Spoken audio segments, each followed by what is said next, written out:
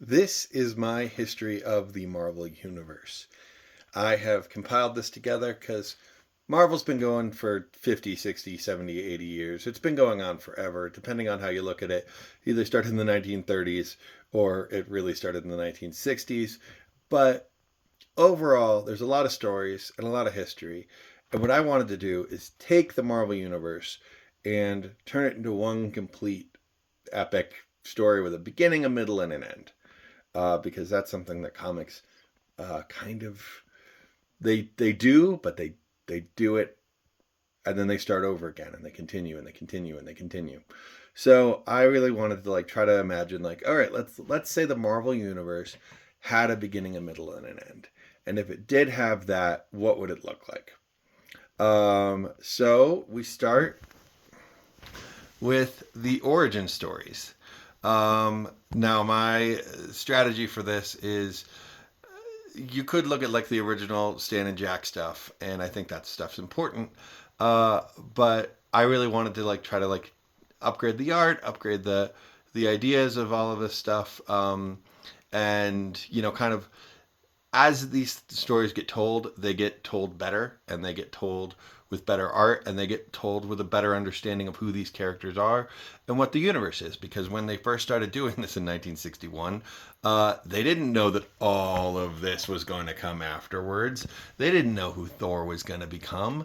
They didn't know that Captain America was going to go through all of the stuff he did, and Spider-Man was going to go, get a black costume and all of that.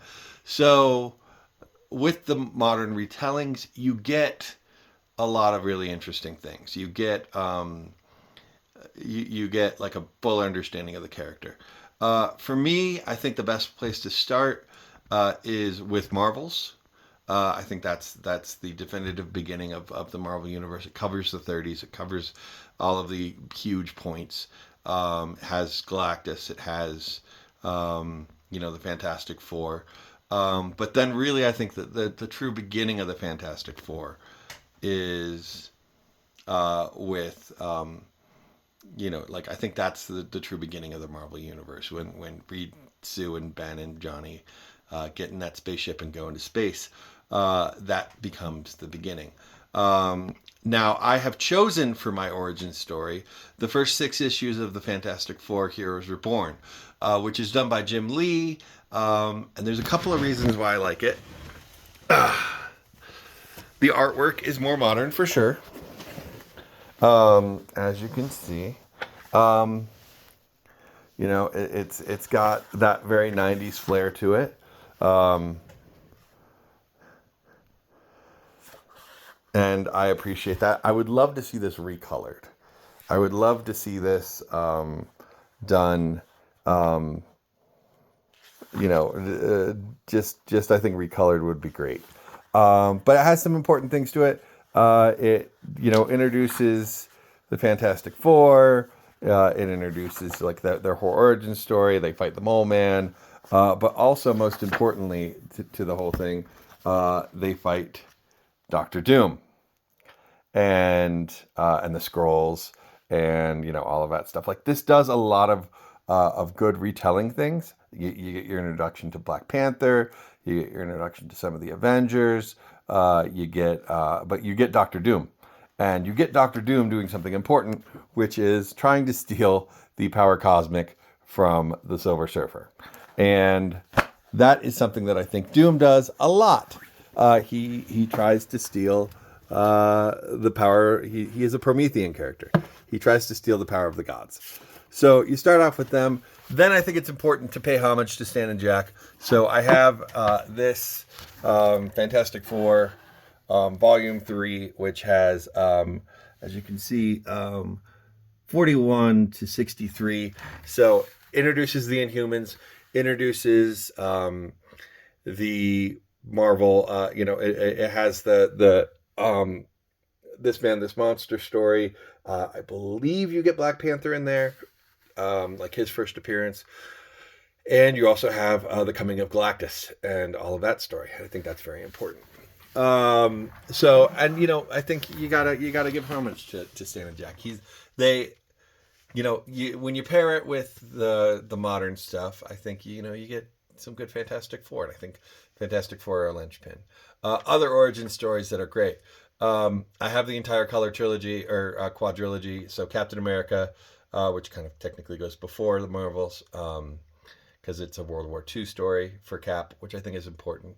But also Hulk Gray and Daredevil Yellow. Hulk Gray is good. Daredevil Yellow is fantastic. And then this right here is The Iron Age by Kurt Busiek and Zurcher from the 90s. And it's a retelling of the early days of Iron Man. It's just a two-parter. So I think like maybe 100 pages. And then we get to the big gun. Spider-Man. I think the best version of the origin of Spider-Man is Ultimate Spider-Man.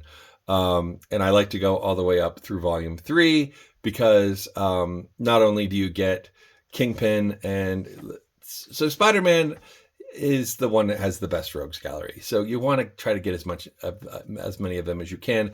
So if you go all the way through 21, which volume 3 does, then you end up with Kraven the Hunter, Dr. Octopus, Shocker, Kingpin, Green Goblin, as well as like a really good fleshed out retelling of the Spider-Man origin.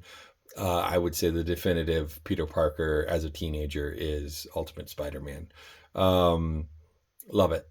Black Panther, who is the Black Panther, is my origin story for not just Black Panther, but also for Wakanda, since that one does a lot of history with Wakanda. And then Avengers 4 is the kind of my Avengers origin story. It's by Mark Waid and Barry Kitson, and it's great. It tells the story of Captain America joining the Avengers, and the original Avengers going away, and the new like the Hawkeye, Scarlet Witch, and Quicksilver Avengers happening, and I really love it because it does capture a lot of that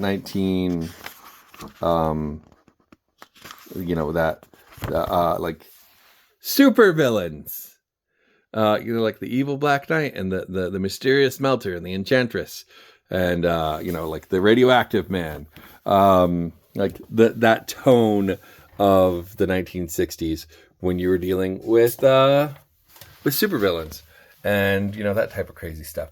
Thor: The Mighty Avenger by Chris Samnee and Loudridge is my Thor story. And that's kind of, I love Chris Samnee's artwork. It does just a lot. Chris Samnee is amazing. And this is a good, naive, smart, it's got a lot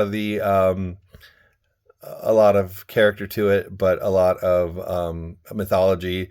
It's got romance to it. It's just a nice, early Thor story. And then finally, Doctor Strange. I have Strange, which basically retells the origin of Doctor Strange by J. Michael Straczynski. Artwork's fantastic. It's a modern retelling. It's got Baron Mordo in it, and it's that classic Doctor Strange versus Baron Mordo with the learning his powers and everything. So unfortunately, this thing didn't continue, but I like it as an origin story. And then for the X-Men are a special case. Some of these things don't exist in the way that I want them to. But for the X-Men, I really enjoy and have... hold on, let me pull up as many of them as I can. The Professor Xavier and the X-Men, these are from the 1990s. And what they are is they are literally the original X-Men stories, but told through just basically with the artwork kind of updated. But they're the exact same stories. The first issue, they fight Magneto. This is issue 10, actually, of the with the original Jack Kirby art, where they fight the Avengers. I think that's very important. It's very 1990s. But then, and these stories are the exact same, just with the artwork kind of updated and the storytelling kind of updated. So I appreciate that. I'll admit I may pick these just because of the nostalgia factor. But yeah, I think the X-Men are a special case, and I really wanted to get in the original X-Men before you get the Uncanny X-Men and what they really became famous for. And that I have in omnibuses because that begins the next section of this thing, which is the evolution, the 1970s, the 1980s, the development of these characters. So, because I kind of have this broken into four sections. Origins, which we just went over, kind of a developmental phase, which we're about to go through, and then like big runs. Like I wanted to make sure I had a big run of every single character, and then the eventual end of the universe. So we start off the developmental phase with Volume 1 and 2 of Uncanny X-Men, which takes about through Giant Size X-Men number 1 to about Uncanny X-Men number 170, I want to say, is where I kind of like draw the line of like, or like maybe like 160. I like the Brood saga. But then we also have other great big stories that happened, that kind of defined things. The Kree Skull War, that's a big deal. I love the Korvac saga. It's got the Guardians of the Galaxy. It's got very good 70s, characters in it. So those are two good Avengers stories. Captain America Man at a Time is a kind of a Captain America origin story, but it happens kind of out of continuity too. But it's about Captain America, coming back into the world. So he kind of sneaks in with two origin stories, really. But also have War and Remembrance, which is the John Byrne little run where he runs for president. Just little, and also he fights a bunch of his supervillains. So you get like Dragon Man and the Vampire Bat guy and Bartok the Leaper and that rogues gallery. It's a big thing from the 70s. For Iron Man, I got Armor Wars, where Iron Man, has to go and get all of his armors taken care of and fights all of his different armors. I love the Silver Centurion armor. I've always thought it's like top tier. There is one I like more than that armor, but that's great. I'm not a huge fan of Tony Stark as an alcoholic. I had that story. I did not decide to include it. I like Tony Stark as an inventor and as a man who's trying to be the thing that really Captain America actually is. I think he's great. For development for Spider-Man, Spider-Man Blue.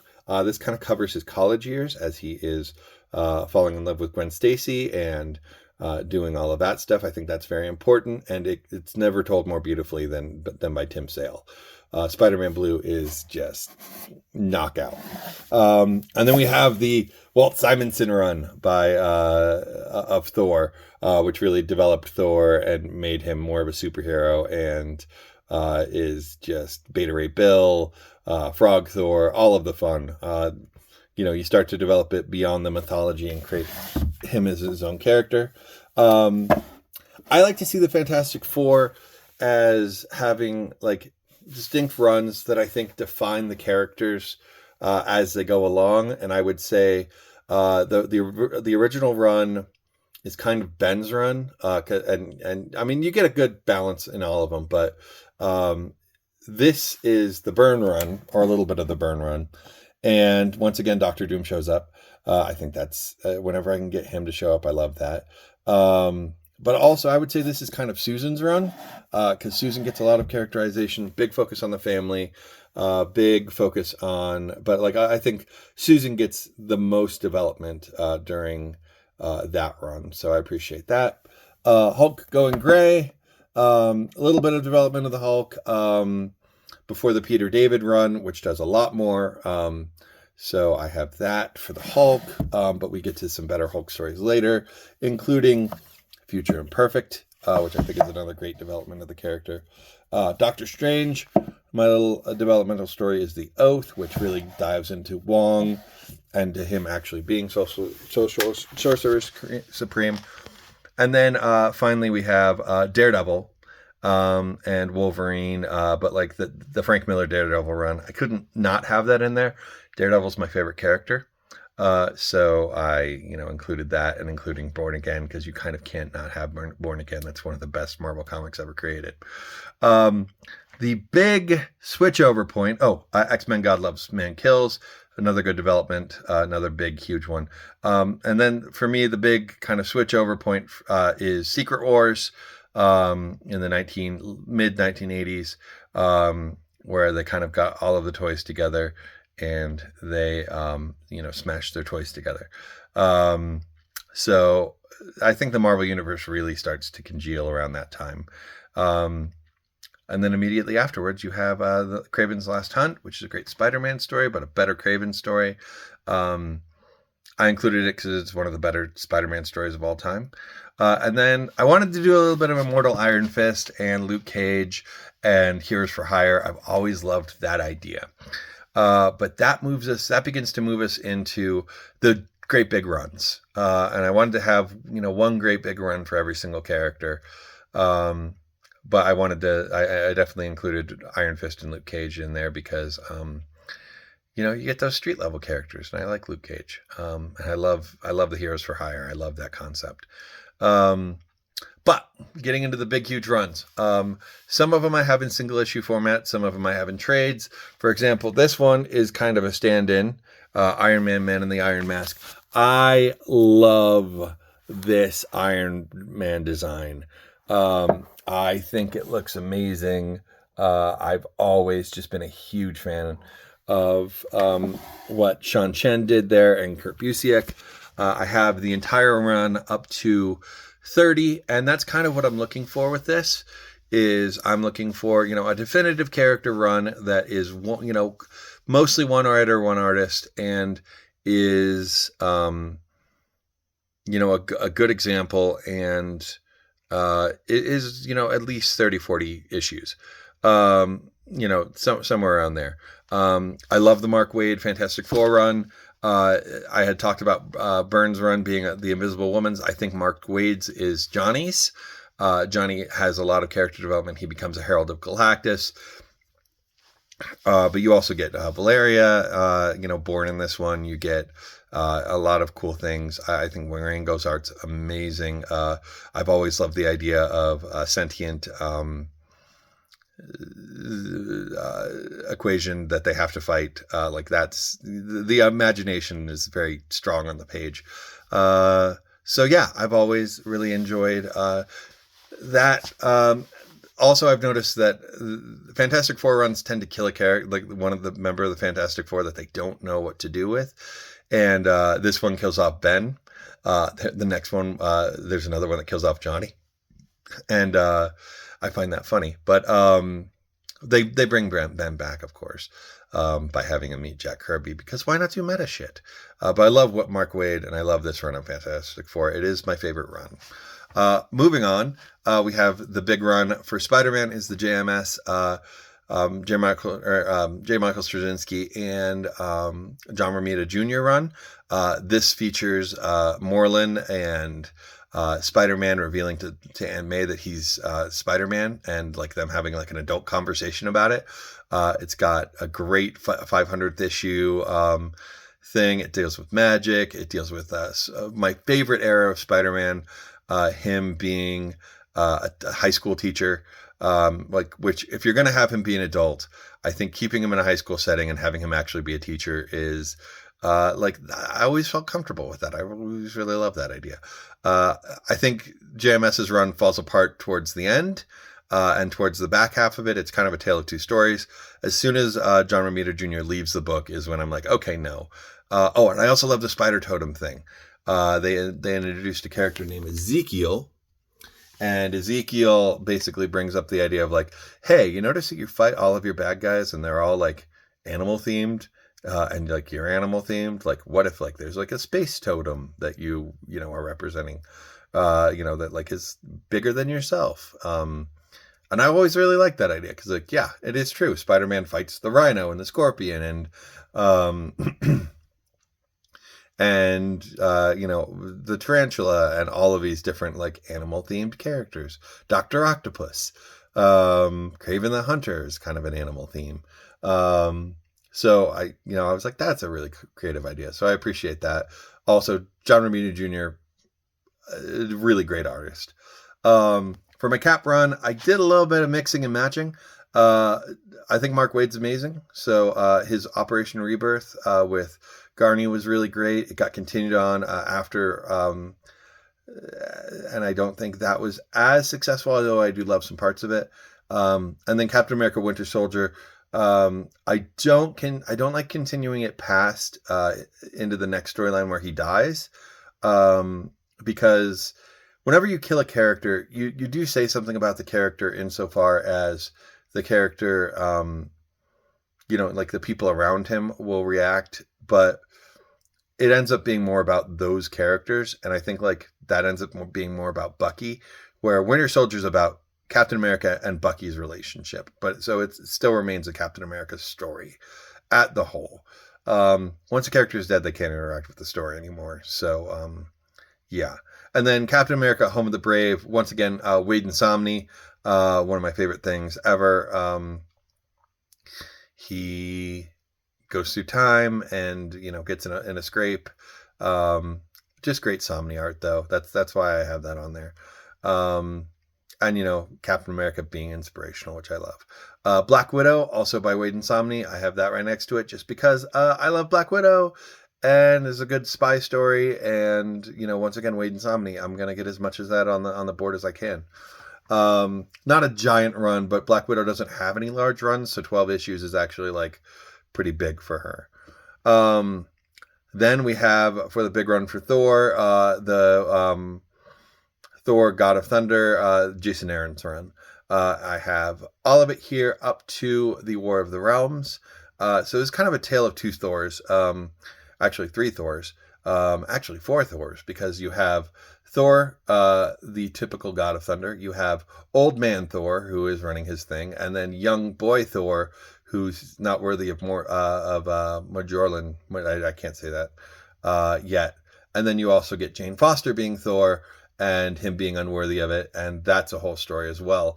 Russell Hutterman's art is amazing. Esad Ribic's art is amazing.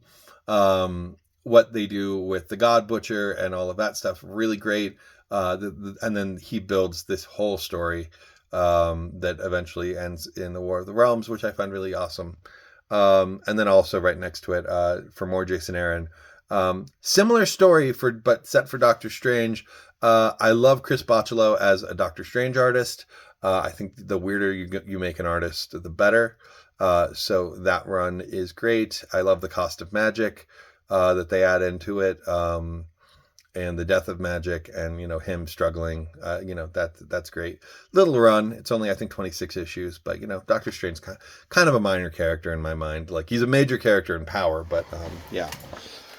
On to the big boys. We have first off, Runaways. The first trade of Runaways. I think that's amazing. I don't know why I have it all the way over here. That should be a little bit later. But the big run for the Avengers, Kurt Busiek and George Perez working the Avengers. I think this is the last time the Avengers feel like the Avengers. The artwork is very classic and super detailed, and you can't go wrong. But you get Kang, you get supervillains, you get Morgan Le Fay, you get Ultron, you get like tons of great Avengers moments. You get Vision, you got like these are good old superhero comics. And as soon as this run ends, you get into the new Avengers, and you get into kind of like that more like, we're gonna just put all of our popular characters on the team, and fine, that works on its own way, but like, this is what the Avengers was, and I think this is like the perfect example of the Avengers. I really appreciate this run. It's got Kang in it. You gotta love some Kang. Then I have Annihilation and the Guardians of the Galaxy run, ending in the Thanos imperative. I just think this is some good space storytelling, and I wanted like same as Guardians of the Galaxy, or I mean the Heroes for Hire, those guys. I wanted to get some of that in there. My big run for the Avengers, or not for the Avengers, for X-Men is Grant Morrison's run, and Joss Whedon's run kind of put together. I love those because he really treats it as a school. He really treats the X-Men as weird and plays up like the difference between like what a mutant is and what a superhero is, because they are different and they are scary, and like there's a reason people hate and fear them, and you should feel that. And like it's the fact that they're weirdos, and like they're not attractive and they are not traditional.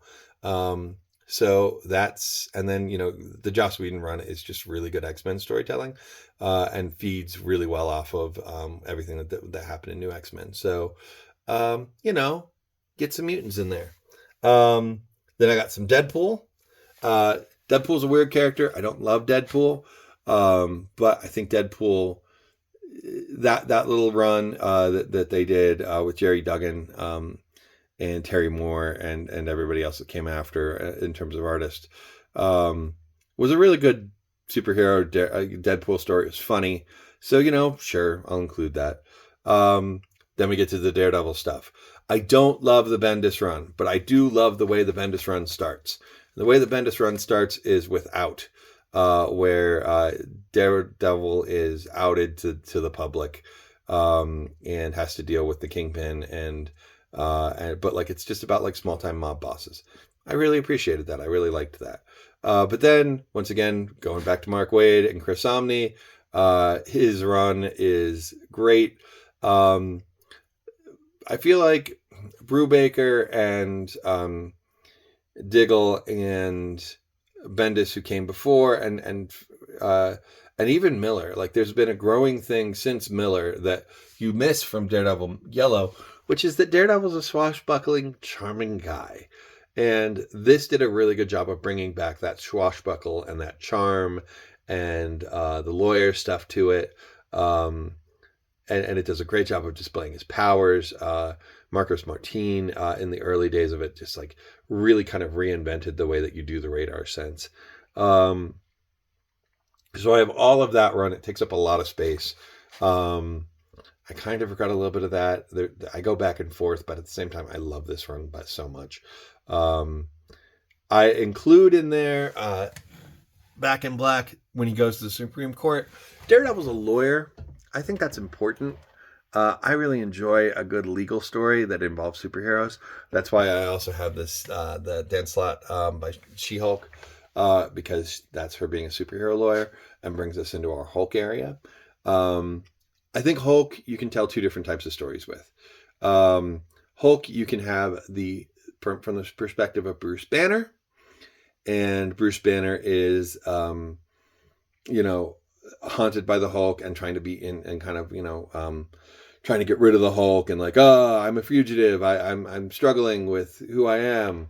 So that's the first run. That's by Bruce Jones and John Romita Jr. And it's Mr. Green, and Mr. Blue.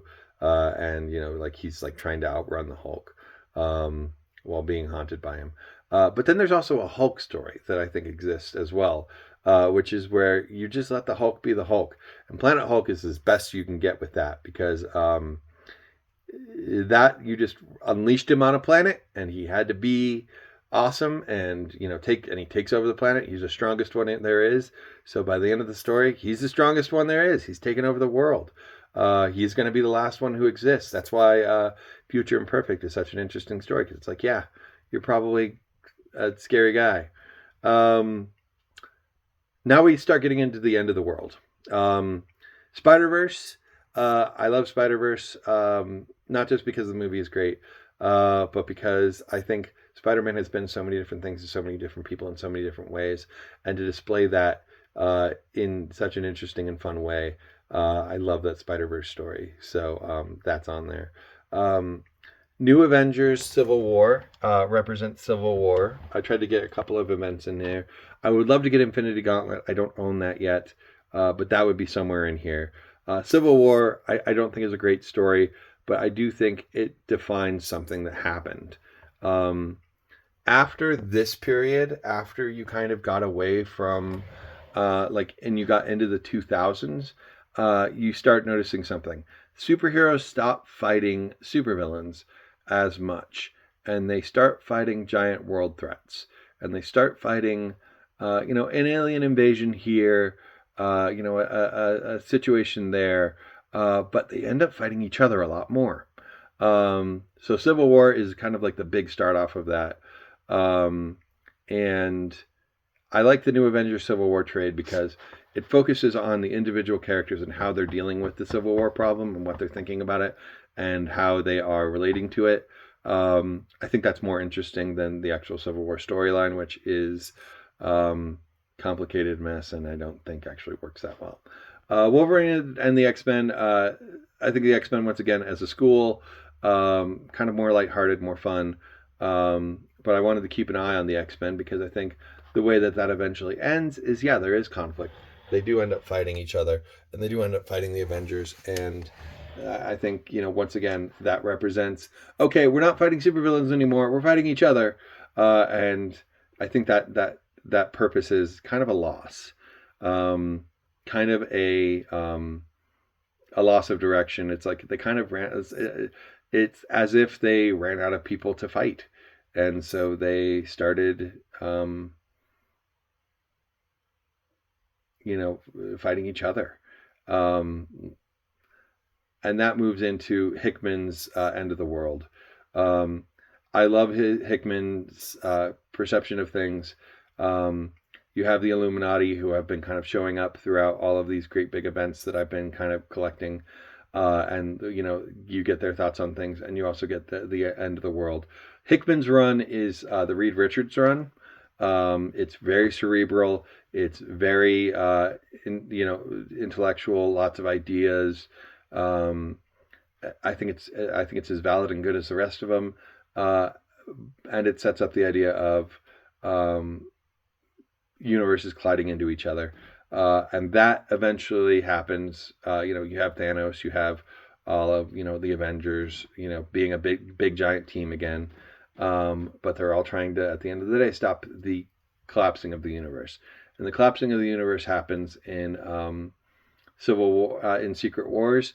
Right before then, as like what you find out is happening is Iron Man and Captain America are still punching each other in the face as the end of the world happens. And I think that is like the kind of the failure of the Marvel universe. It's like, oh, it all fell apart. And Doom takes advantage of that. And that's why I try to have as many Doom stories as I can throughout here. Doom does a lot of, like in Secret War, Doom tries to steal the power of the Beyonder. In Secret War, he actually steals the power of the entire universe and creates himself as God and creates this wonderful patchwork of all of the things that have come before. And I've collected some of them here. I have some of them in trades. But the universe falls apart and, becomes this weird patchwork that kind of encompasses everything that's happened beforehand. And I appreciate that, for a big crunch theory. You got Marvel Zombies, you got Ultron, you got all that stuff. But then the universe gets, put back together and kind of, it collapsed and it re-expanded. And as it, I like to imagine, like, okay, so that was the first iteration. It failed. It ended up just with heroes fighting heroes. That's not what heroes are supposed to do. That's not what heroes are supposed to be. They're supposed to be protecting people. They're supposed to be better than that. You're supposed to grow. You're supposed to change. You're supposed to become something more. And so I like to imagine the universe came back together wiser, smarter, better, and the storytelling got better. So what I have done here is I have kind of included some of the wiser, smarter, better stories that are in this like newly reconformed universe. So you get a really smart Vision story. You get a really smart genre-breaking Young Avengers story. You get the awesome Hawkeye run, which is a great noir story. The Avengers Arena and Avengers Undercover, which is kids fighting each other, basically the Hunger Games. Really love that. Damage Control, I think, is a great idea. It should be a show, but it's not. And then I love Next Wave. Next Wave really doesn't fit anywhere. It's ridiculous and fun. But yeah, I would love to put Hox and Pox, the House of X, and the Powers of Ten in there. I don't own that yet, but I plan on it. But yeah, like it opens up the universe for new and interesting stories that didn't exist before. So that's kind of my general thing.